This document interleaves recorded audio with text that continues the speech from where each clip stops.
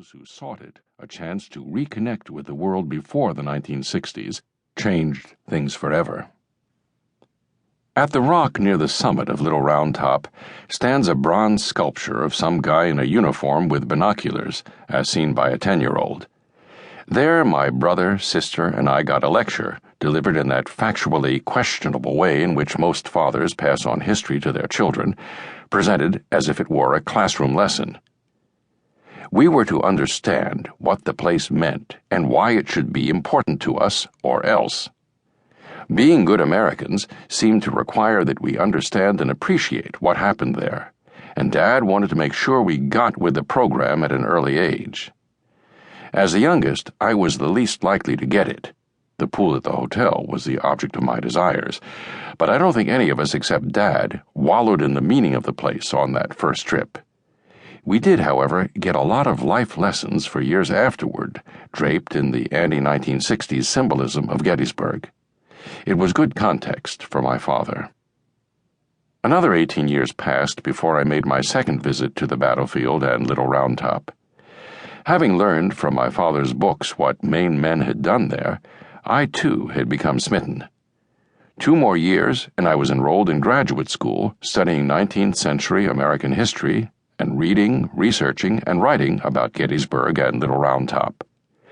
When I was nearly finished with my studies, the park historian at Gettysburg invited me to come out for the summer, do some research, live on the battlefield, and give tours to visitors. 6 years later, I was still living there, still reading, researching, and writing about the battle and battlefield, while discovering a wealth of ideas that the place never stops teaching us, or allowing us to learn if we make the effort. No sooner had I arrived and melted into the community of Civil War buffs, tour guides, and National Park Service employees than I became the object of the good-natured ridicule that all new arrivals endure. Like most others, I came to Gettysburg thinking that I knew a lot about the battle, and like most others, I quickly discovered that I knew a lot about what people think they know about the battle, and most of it was wrong. Thus, my initiation into the community involved a debunking of the myths, legends, and folklore that pervade the popular history. Quite naturally, I became fascinated as much by the manner in which Americans distort and reshape the history of Gettysburg as with discovering the truth about the battle. I soon learned that the former just about extinguishes any hope of the latter. The truth about Gettysburg is buried beneath layer upon layer of flawed human memory, and our attempts to fashion our past into something that makes our present a little easier to live in. The idea that we shape the history of Gettysburg to our own purposes is not something that only happened in the past. It is happening today all over the country, and indeed the world. Through this process, we attach meaning to what happened roughly 7 generations ago and make it a symbol of what is good and important to us.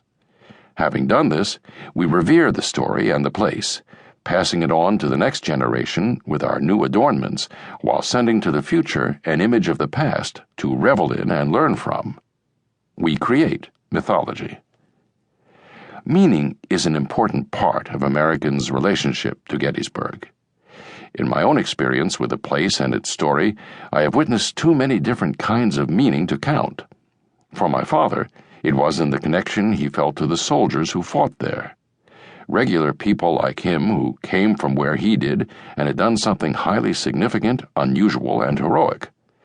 It rejuvenated his faith in the heroism of his childhood.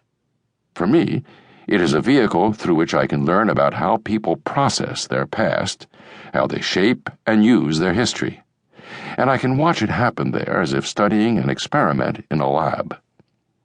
To others, it is a mystery, a puzzle, something to be untangled and figured out.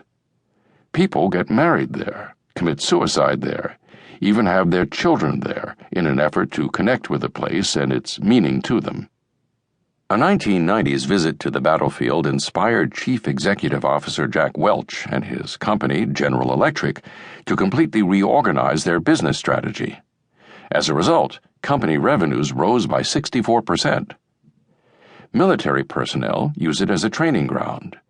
Boy Scouts can get a merit badge after hiking the Johnny Reb and Billy Yank trails, and school groups